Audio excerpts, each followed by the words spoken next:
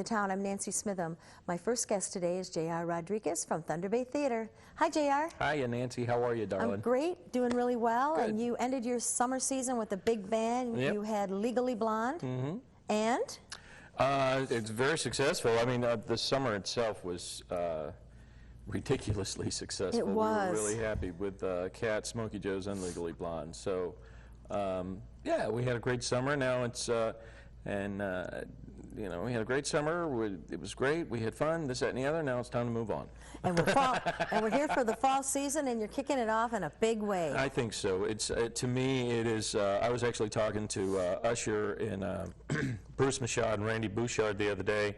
It is one of, if not the most noble of all musicals, and it's Man La Mancha, which is Dale Wasserman's tale of Cervantes going to prison and playing out the story of Don Quixote, the Dauntless Knight. So yeah, we're pretty excited about it. The set is something, so we're actually using the 1966 Broadway set, the concept, yeah. Oh, yay.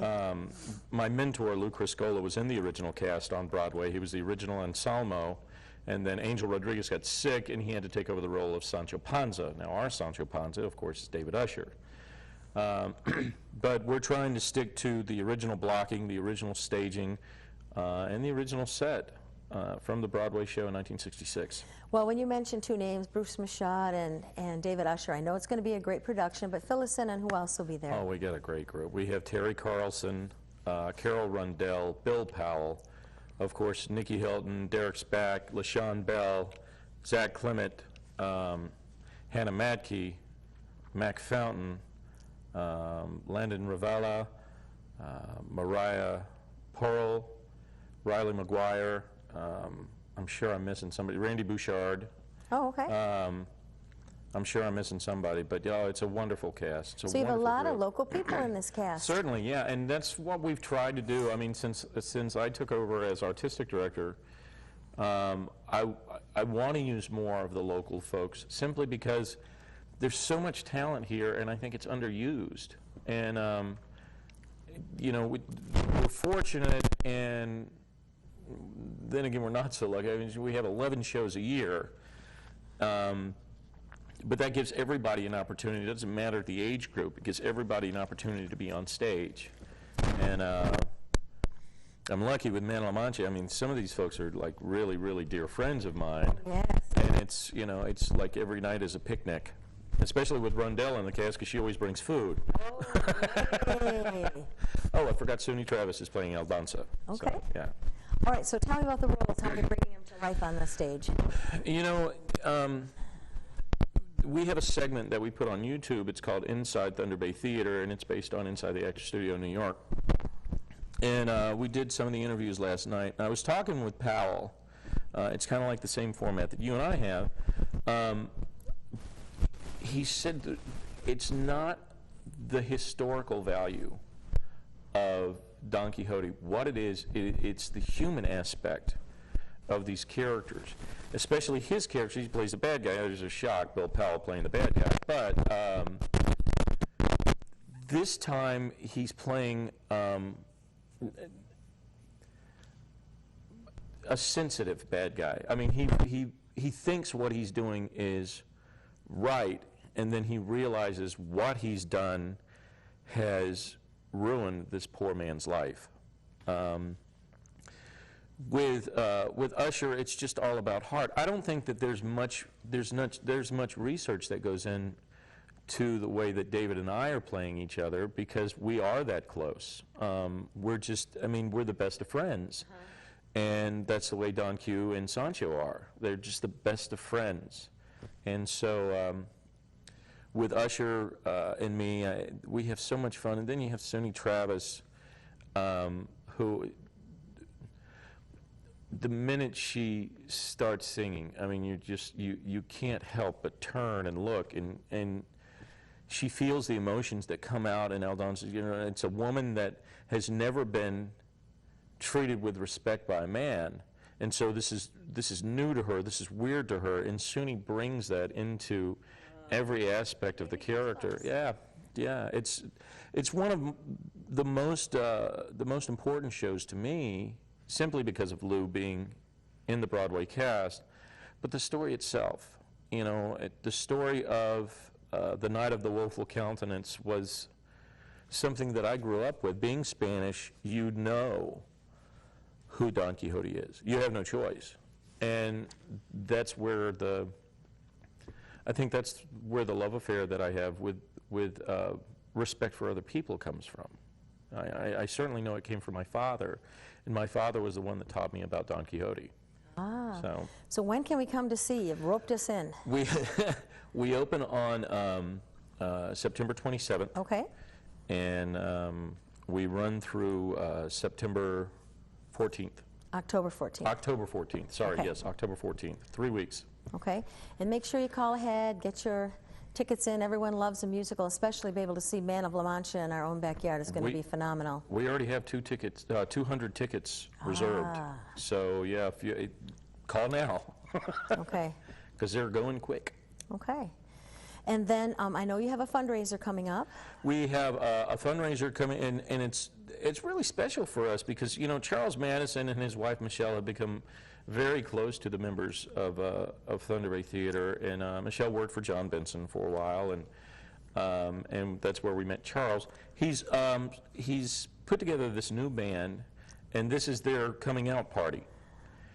And so it's a fundraiser for us, yes, but it's also a night of great music with Charles and his new band, and we have some surprises that are happening the same night. So, and John Benson's going to supply food, and that's going to be on October 26th. Tickets are only $10. Wow. And we hope we have a big crowd. We're looking forward to it. And Charles is one of the sweetest human beings you could possibly meet. He's just as nice as he can be. And when he came to me and said, JR, you know, would it be all right if I rented the theater? I'm like, absolutely not. We're not going to let you rent it, man. We want you to just come in and play. Yes. You know, so. Okay, we're going to take a break right now. We'll be right back and talk some more about Thunder Bay Theater. All right, sounds great. So, JR, you have some special artwork at the theater right now, too? We do. We're very fortunate. If you have been to the Owl downtown, you see this mural on the side of the Owl. Yes. It was done by Brooke Stevens. And we have, after I went to the showing of it, or the opening, or whatever you would call it, I had to meet her because it's just such a beautiful piece of artwork. Oh, it is. And I asked her, because Dick Bremer has done this wonderful thing and put these shelves in the lobby now. I went up to her, I'm like, would you like to work over at the theater? She's like, well, I have it here, here, here, and there. I'm like, well, the more you have out, the more there's a chance you're going to sell. Sure. So, yeah, she came by with some of her artwork, and it's just incredible. And she's got this Mad Hatter that I'd really like to buy. But, and then she's got one of the theater and a few other pieces. It's wonderful work, I think. Incredibly talented. And she's a sweet lady, too. So. Okay. Yeah. And now the next production you're so excited about? I think a lot of people are excited about it, and a lot of them are nervous about it. You know, it's going to be the Alpena debut of Rent. The show that basically shocked New York into putting a mirror in front of themselves. Jonathan Larson, who wrote it, died 2 days before it opened. He died of a heart ailment. What Rent has turned into around the world, I mean, not just in America, but around, it's a kinder, gentler version of Hair. And I honestly think it has more heart. It's based on Rossini's La Boheme. And instead of Italy, it takes place in New York City, in the East Village. And instead of 4 of the cast members having cancer, they have AIDS. And it's based on the AIDS scare of the 1990s.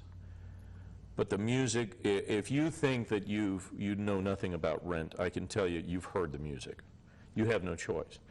I remember back in the late 90s and the first part of the new century, that's all you listened to. I mean, everywhere was the music of Rent. And we have high hopes for it. We just want people to understand that it's not about, Rent is not about going to the theater. Rent is an event. Okay. It always is. We also have, we're working with Broadway Cares, Equity Fights AIDS, as a fundraiser for the AIDS Society. Simply because Rent is one of the shows that have become that important to the American canon. I've always been taught that there are 5 shows, including Rent, there are 5 shows that have changed thought process when it comes to theater. And it's Oklahoma, West Side Story, A Chorus Line, Annie, and Rent. Wow.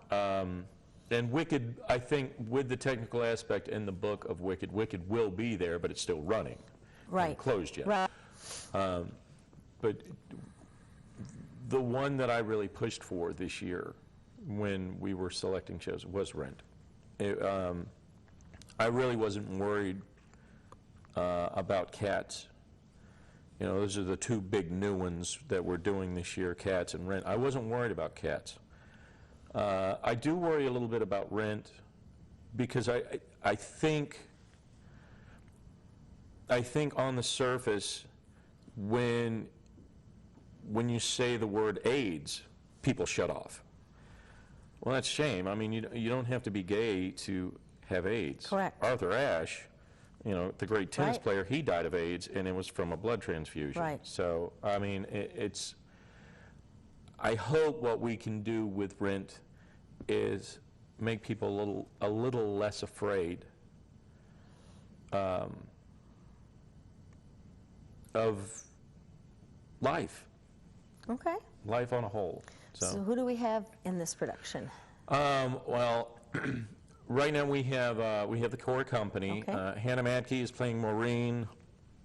Emily Tchaikovsky is Mimi. Derek is Roger Davis. Everybody wants to play Roger Davis. Everybody wants to sing One Song Glory. Okay, there you go. Mac Fountain is playing the role of Mark Cohen. LaShawn Bell is playing the role of Tom Collins. Nikki Hilton is playing Joanne. And we have Kevin Ray Johnson coming in. Wonderful guy. What a sweetheart of a guy, and he's done the show before. We have him coming in. He's going to be playing Benny. He's going to be playing the bad guy. But what a sweet, sweet guy he is. He was just in Alaska doing Next to Normal up there, flew home, did Next to Normal again in Pennsylvania. Now he's doing something there, and he's like, JR, can I come on Saturday the 29th? I'm like, sure, that's great. He's like, good. I want to go ahead and get started, get the book out of my hand, and this. I'm like, okay, man, that's great with me. So wow. We're really excited about it, and we have some more folks. Amy Truth is going to join us. Zach Clement, of course, is going to be in the show. We have Dylan Goyke. We have a lot of locals, a lot of local young people. Because the theater is not just for retirees, the theater is also for young folks, and we want to combine those audiences. So plus nurture them and train them. Certainly. You see people come to the theater like Annie Martin and Larry Martin. It's 2 of the sweetest people in the world, but they're going to be there for every show. Right. You know, and we can't. Say enough about people like the Martins, Colleen Carroll. They're there all the time, you know, and without them, we have no place to show our wares. True. And so I think that the people, since I've taken over the job of artistic director, I think the people of Alpena have been exceptionally supportive of the theater. And I don't think they mind so much that we take chances now, you know. Well, we want you to, yeah. I would think, yeah. I mean, you can only see Oklahoma so many times. Yes. So what are the dates for Rent?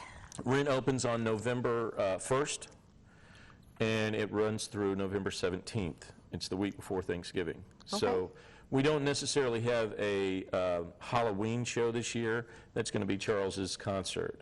Oh, okay. That's going to be our Halloween show. Okay. And